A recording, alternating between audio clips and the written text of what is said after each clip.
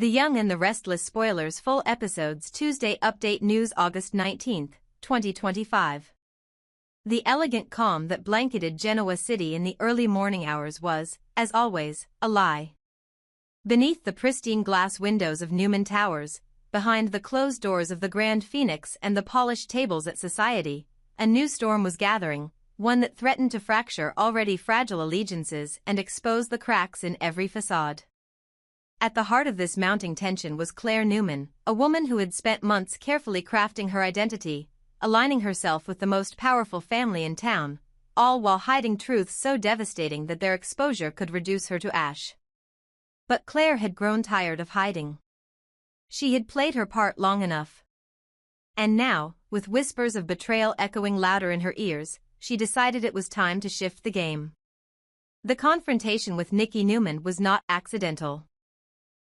Clare chose her moment with surgical precision, catching the Newman matriarch alone, composed, and unguarded in the family's inner sanctum. There, in a moment that snapped the tension between civility and strategy, Clare looked Nikki in the eyes and admitted, with startling clarity, that she intended to play dirty. It wasn't a threat, it was a declaration. She was no longer pretending to be the obedient daughter figure, nor did she crave acceptance wrapped in conditional forgiveness. Clare's survival now demanded something sharper, something unapologetic. And while Nikki tried to maintain the stoic calm that had carried her through decades of Newman crises, the flicker of alarm in her eyes betrayed her. She hadn't expected Clare to be so blunt, so ready to weaponize her knowledge. Clare, for her part, was done waiting for permission. Across town, another quiet war was underway. Lily Winters stood stiffly as she locked eyes with Cain Ashby in the very setting that once defined their broken love. They had come together, at least in appearance, to discuss their children, a gesture of civility for the sake of co-parenting. But civility quickly curdled into confrontation. Cain, ever the opportunist cloaked in wounded sincerity, asked if she would help him, his tone laced with nostalgic pleading. "Do you want me to help?" Lily snapped, her voice sharp, her patience drained by years of emotional shrapnel. Cain took the opening and asked her once again for another chance, not at romance, but at redemption in the eyes of their children. But Lily had long since learned to shield herself from Cain's carefully rehearsed regrets. Her answer was swift, final. No. Stung but undeterred, Cain pivoted. He announced that he would speak to the children himself, directly, without her filter. And then, almost as if fate had choreographed the scene for dramatic irony, Holden Novak appeared. The timing was too perfect, and Lily's instincts immediately bristled. She watched the younger man approach Cain with an easy familiarity and saw through the casual tone of just talking business. Something deeper was forming here, something transactional and dangerous. Cain, grinning with pride, wasted no time declaring his intent. He wanted Holden to manage all of his assets in Genoa City. It was a bold move, and a transparent one. Holden was young, ambitious, and eager to prove himself. To Cain, that made him the perfect candidate, someone who could operate in the gray areas, follow orders without too many questions, and deliver results that more seasoned players might hesitate to achieve. But to Lily, this was a clear red flag. She stepped forward, placing herself firmly between them, and offered Holden a warning cloaked in calm restraint. "No matter what Cain is offering you," she told him, "I think you should walk away." She didn't raise her voice, but the weight of her words fell like iron. Holden hesitated, caught between the allure of power and the clarity of Lily's judgment. He responded as if reading from a script, insisting that Cain was a good boss, that he understood the risk, that he could handle it. But Lily saw it all for what it was, naivety dressed in bravado. "Then be careful," she said, her voice now almost a whisper. As she turned to leave, she couldn't resist one final remark, layered with bitter truth. "Good luck with the kids." It wasn't a wish. It was a warning. Back at Society, a very different kind of conversation unfolded over glasses of wine and unfinished entrees. Nick Newman sat across from Phyllis Summers, his expression unreadable, his mind clearly occupied. Phyllis, meanwhile, wore the thin veil of anxiety that only a mother could understand. Her thoughts were with Summer. Still in Italy, still tangled in a web of emotional distance complicated by Claire and Kyle's ongoing tension. She was worried that her daughter would never come home. That Genoa city, with all its battles and betrayals, had become too toxic to return to. But the conversation, as it so often does in Genoa City, shifted to something more immediate. Something more dangerous. Cain Ashby. Nick admitted what few others would: he wanted to form an alliance with Cain. It wasn't trust, it was necessity. Cain was gaining ground, slowly but surely, and Nick wasn't about to be caught flat-footed if the balance of power shifted. Phyllis, of course, laughed, dry, knowing. She wasn't going to spill everything she knew, not even to Nick. There were layers to Cain's motives that even he hadn't uncovered. "I'm not asking you to tell me anything," Nick responded calmly. "Just letting you know, the things I said about Cain? They're true."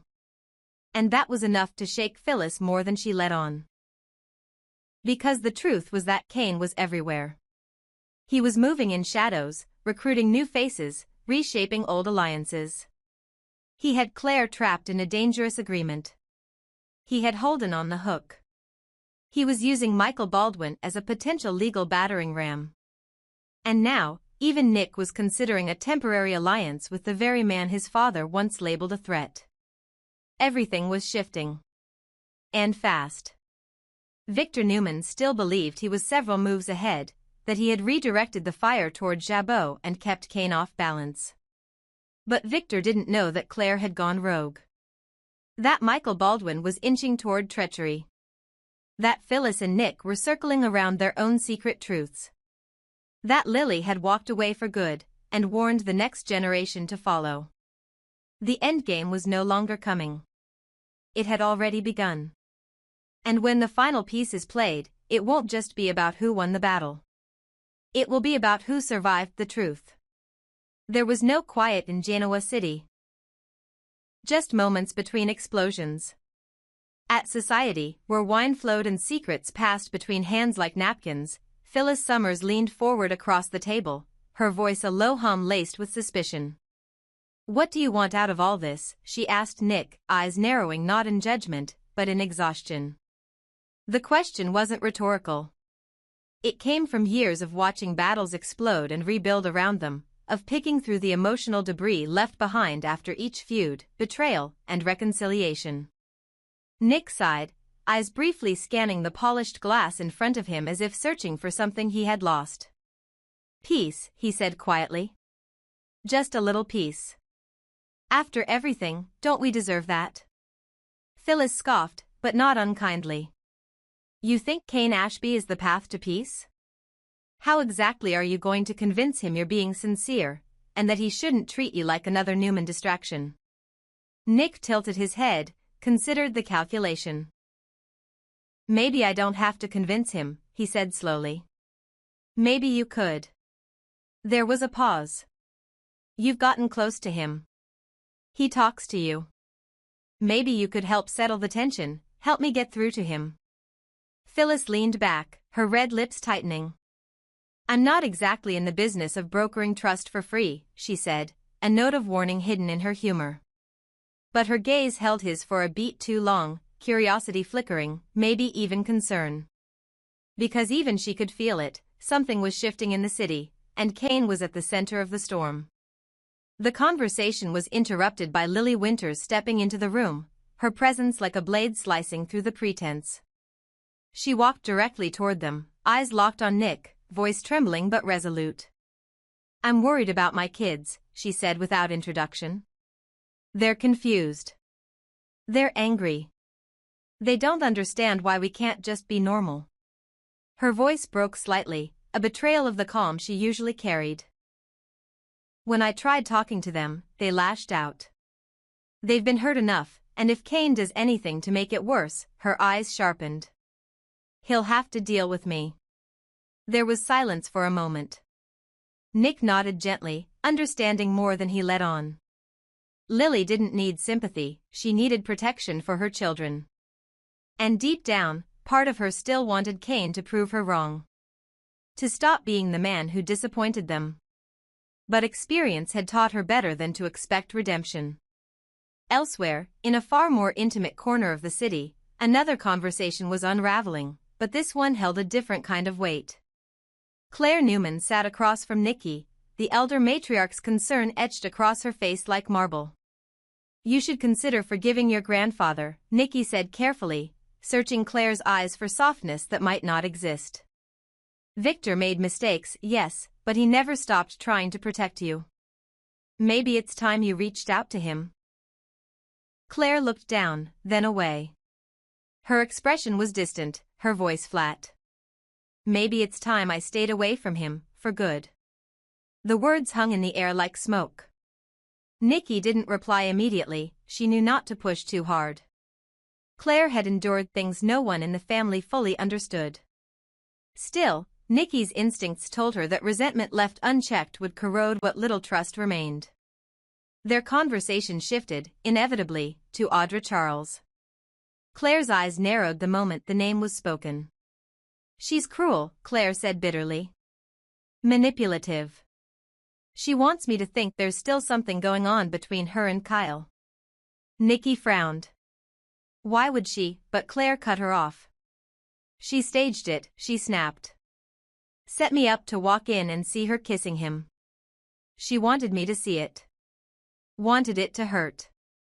Her voice trembled now, not with sadness, but fury. "She's playing games, Nikki. And I'm not playing anymore." "Claire," Nikki began, but Claire stood her ground. "Don't worry," she said icily. "There won't be any kidnappings. No poisonings. I'm not turning into the monster they keep warning me about." Nikki flinched at the veiled reference, memories of past chaos flickering behind her eyes. Claire stepped closer, her voice dropping to a whisper. "But Nate deserves to know the truth. About Audra. About how she goes around kissing men who aren't him." Nikki blinked. "Claire, what exactly are you saying?" Claire's eyes hardened. "I'm saying that when Nate gets back, Audra won't see it coming." There was a dangerous calm to her tone, the kind that comes not from rage but from absolute certainty. Nikki saw it then. Claire wasn't unraveling, she was sharpening. And Audra, so used to being the predator, was about to learn what it felt like to be prey. Back at society, Nick had gone quiet again, weighing the implications of Lily's warning and Phyllis's skepticism. Outside the restaurant's windows, Genoa City glittered in the early evening light. But beneath that glow, power plays were being drawn with surgical precision. Claire had chosen her moment. Phyllis was deciding whether to intervene. Lily was ready to go to war. And somewhere in the center of it all, Cain Ashby waited, watching, planning, ready to make his next move when no one was looking. What none of them could see, yet, was that this wasn't just another chapter in their tangled saga. It was the beginning of the endgame. It should have been a moment of quiet mourning, a time to reflect, to come together, to simply hold space for the loss of Damien Cain. But in true Genoa City fashion, even grief refused to be simple. The funeral, like so many others before it, happened off-screen, an absence that echoed louder than any eulogy. There were no lingering camera shots of tears on cheeks, no thunderclap of silence as a coffin lowered into the earth. The moment was reduced to hearsay, and in doing so, something essential was lost. Yet for those who attended, the pain remained real, especially for Amy Lewis, whose anguish clung to the memory like fog over a lake. Nate Hastings couldn't get her image out of his mind. "She's in pieces," he murmured to Audra, his voice a low, distant rumble as they stood together in the quiet of her apartment later that evening.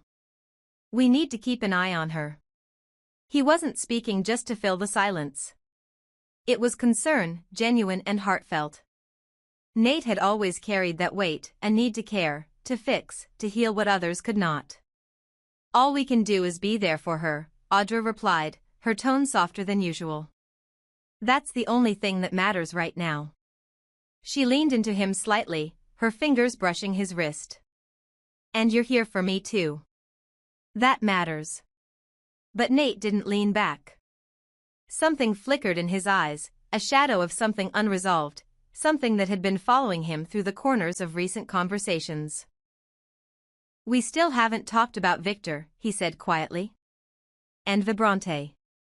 Audra's smile faltered. The name lingered like a smoke trail in the air. "I keep getting the feeling like you're watching your words every time I bring it up," Nate continued, his voice steady but firm.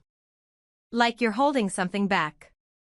Audra turned away for a moment, her expression unreadable. When she turned back, her tone was sharper. "Maybe it's because you keep assuming you already know what I'm going to say." "I don't assume anything," Nate replied. "That's the problem. I don't know what to think, and you're not giving me much to work with. I've been watching you navigate this Vibrante situation like you're trying not to leave footprints. And it doesn't feel like you." Audra folded her arms. Defensive. Bracing. "You think I'm hiding something from you? That I'm still tangled up with Victor somehow?" She let out a breath, sharp and bitter. "You really don't understand what I'm capable of, do you?" Nate didn't flinch, but he didn't affirm either.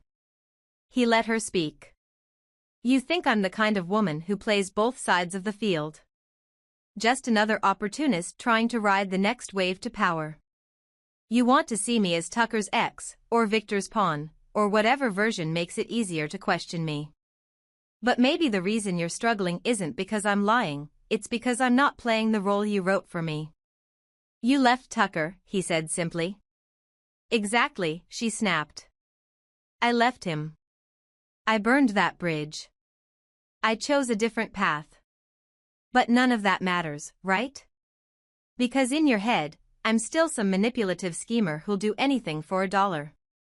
Please, go ahead, keep treating me like a backstabbing social climber.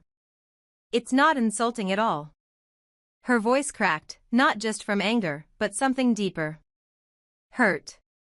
Nate stepped back slightly, the weight of her words hitting him harder than he expected. "That's not how I see you," he said. "I never have." "Then why does it feel like you don't trust me?" "Because this situation doesn't feel right," he admitted. "Victor's involved. Vibrante's toxic. And you're acting like none of it matters." Audra blinked rapidly, struggling to keep her mask in place. "I told you, I'm stepping away from Vibrante. I'm going to work with Sally at Abbott Communications. It's clean. It's different. Isn't that enough for you?" But Nate's silence was its own answer. "You don't believe me," she whispered. "I want to," he said. "But I think there's more to this than you're saying. And what worries me is not the deal, it's the distance. You've been cold, guarded. You're making moves behind the scenes and expecting me to be okay with not knowing why." Audra reached for his hand, her touch trembling. "I'm trying to keep us out of it. You think I'm being secretive, but I'm trying to protect what we have. Victor doesn't forgive. Tucker doesn't forget. And if you get pulled into this—" "I am pulled in," Nate said. "We're together. You don't get to draw the line after you've already crossed it." She dropped his hand then, suddenly empty. "You're making a decision about me," she said.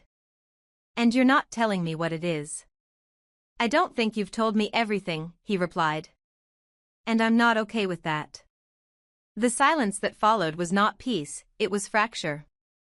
Not explosive, not final, but real. Nate turned and walked to the door. He didn't slam it. He didn't say goodbye. But something changed when it closed behind him. Audra remained frozen in place, staring at the door like it had spoken a truth she wasn't ready to hear. Her lips parted, as if forming an apology too late to deliver. The world outside continued turning, but the atmosphere in her apartment was still. And somewhere inside that stillness, Audra knew something had shifted. Not just in her relationship, but in her war with herself.